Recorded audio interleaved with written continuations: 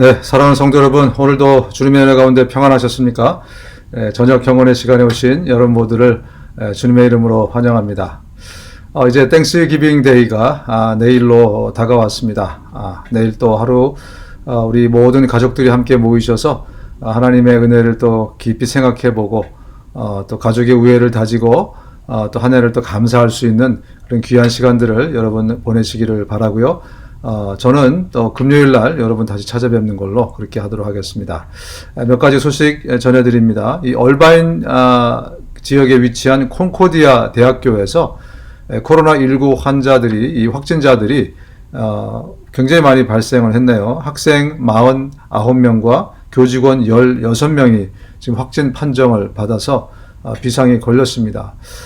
지금 이 65명 정도가 한꺼번에 이렇게 확진 판정을 받았기 때문에 얼바인 시도 여러분 좀 조심하셔야 될 것 같습니다. 이 학생들과 교직원들이 또 어디를 이렇게 다녔는지 또 우리가 모르기 때문에 특별히 조심하라는 그러한 또 소식입니다. 한편 LA 카운티가 야외 영업을 금지를 했는데요. 오늘 10시부터, 오늘 오후에 저녁에 10시부터 이제 야외 영업 금지하는 것을 원한대로 그렇게 집행을 할 예정이라고 밝혔습니다. 또 지난주에는 한 두서너 가정들이 집에서 모이는 것을 허락했지만 다시 말을 바꿨습니다.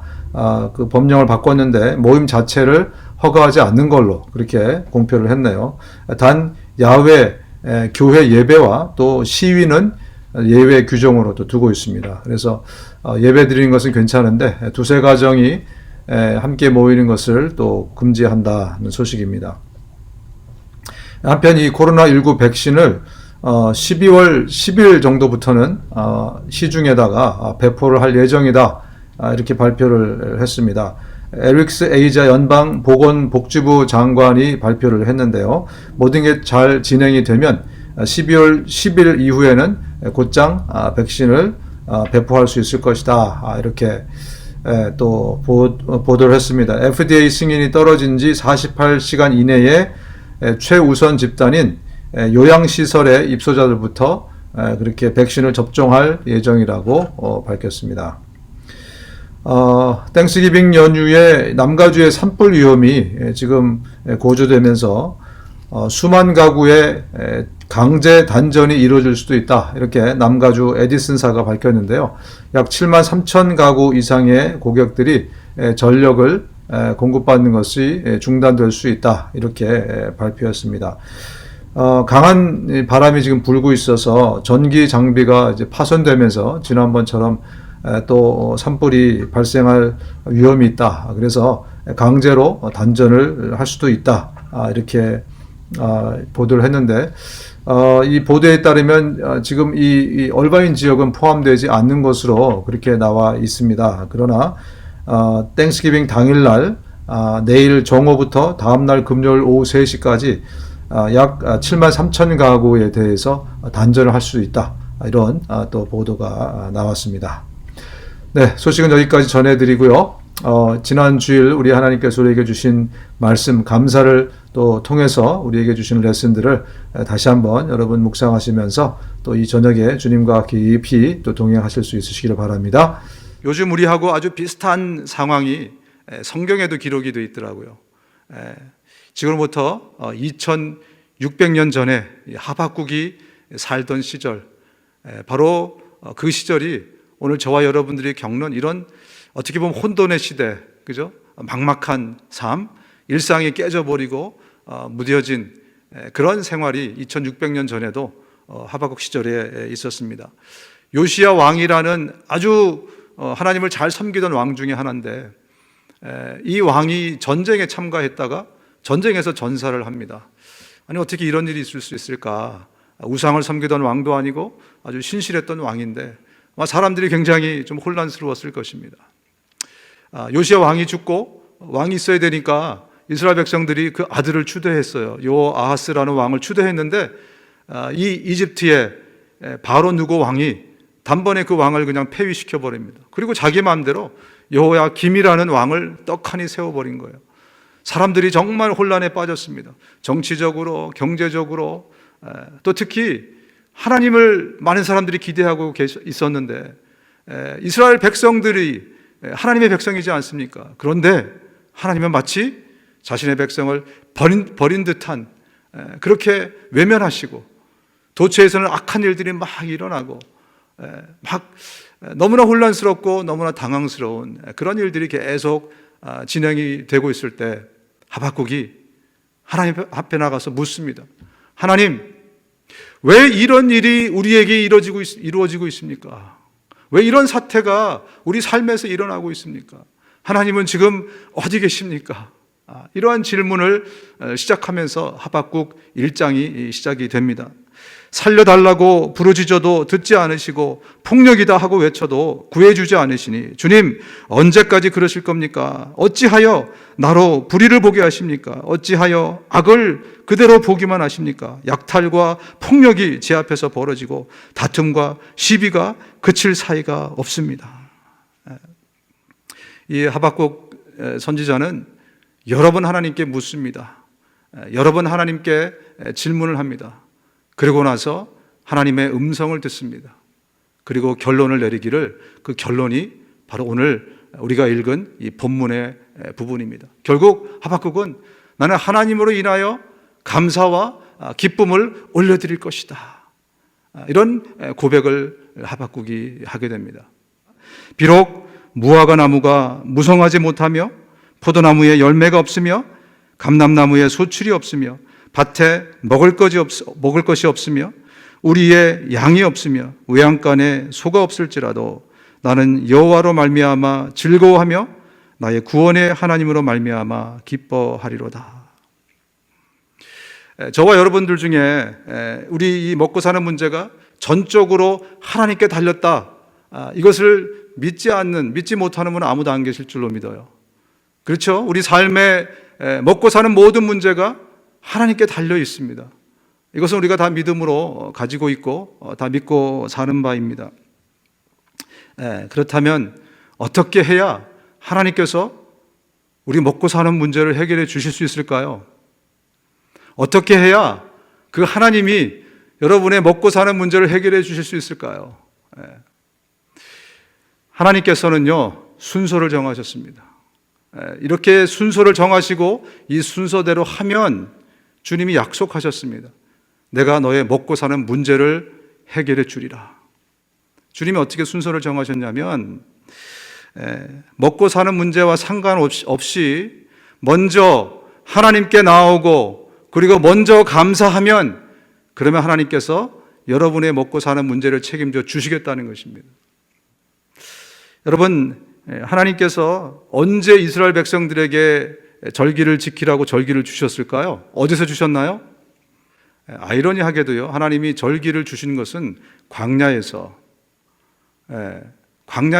출애굽을 막 시작해서 1년 안에 주신 것이 절기입니다. 절기를 지키래요. 근데 이 절기가 다 보면은 추수감사와 연결이 되어 있습니다. 여러분 잘 아시는 것처럼 유월절, 또 오순절, 초막절, 이게 다 추수감사절이에요. 사실은 추수감사와 연결이 된 절기, 3대 절기가 있습니다. 그런데 잘 생각해 보시면 이스라엘 백성들은 한 번도 추수를 해본 적이 없습니다. 그리고 아직 가나안 땅에 들어가려면 얼마 남았습니까? 우리는 알죠. 39년이 더 남았어요. 그죠? 아직 추수를 하려고 그러면 아직도 많이 남았어요. 그런데 하나님께서 그들에게 광야에서부터 먼저 절기를 지키라, 반드시 지켜야 된다, 그러면서 절기를 주셨습니다. 왜 주셨는가? 먹고 사는 문제에 부딪히기 전에 미리부터 하나님께 나오라는 것입니다. 소출의 풍성함과 그러함과 상관없이 미리부터 하나님께 감사의 법을 배우라는 것입니다.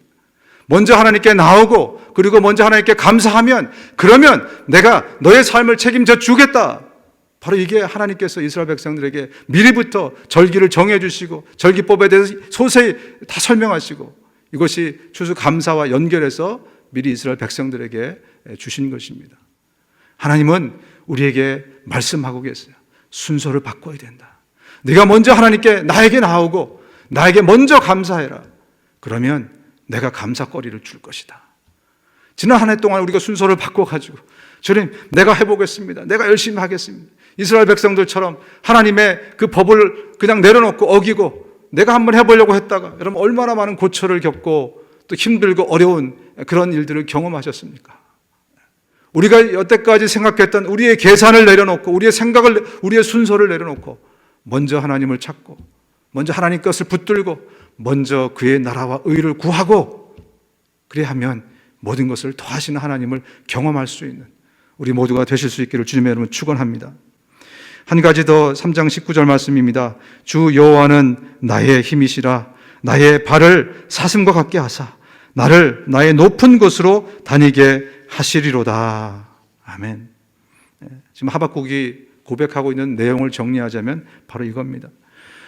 지금 무화과 나무에 열매가 없고 포도나무에 포도가 없고 외양간에 소가 없어도 이 소유가 나의 힘이 아니라 나의 힘은 여호와 하나님이시다라는 것을 고백하는 거예요.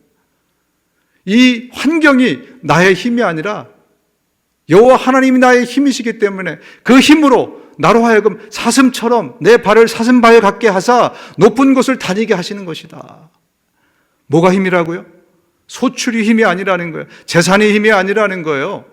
어떤 좋은 환경이 힘이 아니라는 겁니다. 여호와 하나님이 내 힘이심으로 그 하나님이 나로 하여금 내가 갈 수 없는 바로 그것까지 나를 가게 만드는 그 힘이 하나님으로부터 나오니 나는 하나님으로 인하여 감사하고 나는 하나님으로 인하여 기뻐하리라. 이게 이 하박국이 내린 결론이고 그의 믿음의 고백입니다. 우리 모두의 고백이 되실 수 있기를 주님의 이름으로 축원합니다. 하나님께서는 저와 여러분들이 소유지향적인 삶이 아니라 존재지향적인 삶을 살길 원하십니다. 내가 하나님의 자녀됨으로 인하여서 감격해하고 감사하고 하나님이 나의 아버지됨을 인해서 내가 감사하고 이것이 존재지향적인 삶을 살아가는 모습입니다. 우리의 신앙은 소유지향적이 아니라 때로 우리가 많이 얻을 수 없을 수도 있어요. 많이 갖지 못할 때도 있을 것입니다. 그러나 이것 때문에 감사가 올라갔다 내려갔다 하는 것이 아니라 내가 하나님의 자녀인 것을 인해서 하나님이 나의 아버지 되는 것을 인해서 그것 때문에 나의 기쁨의 소스가 여기로부터 나오는 하박국이 했던 그 고백을 우리 모두가 좀 해야 될 줄로 믿습니다. 정말 소유에 계속 관심이 있다면 이 소유를 영적인 것으로 전환하십시오. 영적인 것으로 전환. 결국 주님이 우리에게 가득히 부어주시기 원하는 것은 영적인 소유지, 이 땅에서 곧 사라질 물질적인 육신적인 소유가 아니라는 것을 여러분 꼭 기억하십시오. 그래서 때로 하나님 왜 나에게 우리 창고에 이렇게 열매가 가득하지 못합니까? 라고 하셨을 때 하나님 안타까운 마음으로 야 이 녀석아 내가 너에게 정말 주기 원하는 것은 곧 당장 사라질 이 포도나무 열매 무화과 나무 이게 1년을 가겠니 2년을 가겠니 이게 아니라 영적인 소유라 영원히 잊어버리지 않을 영원히 남을 그것을 네가 소유하기를 내가 원한다. 주님의 음성을 들으실 수 있으시기를 바랍니다. 다 같이 마지막으로 읽겠습니다. 고린도후서 4장 18절입니다. 함께 읽겠습니다. 시작. 우리가 주목하는 것은 보이는 것이 아니요 보이지 않는 것이니 보이는 것은 잠깐이요 보이지 않는 것은 영원함이라.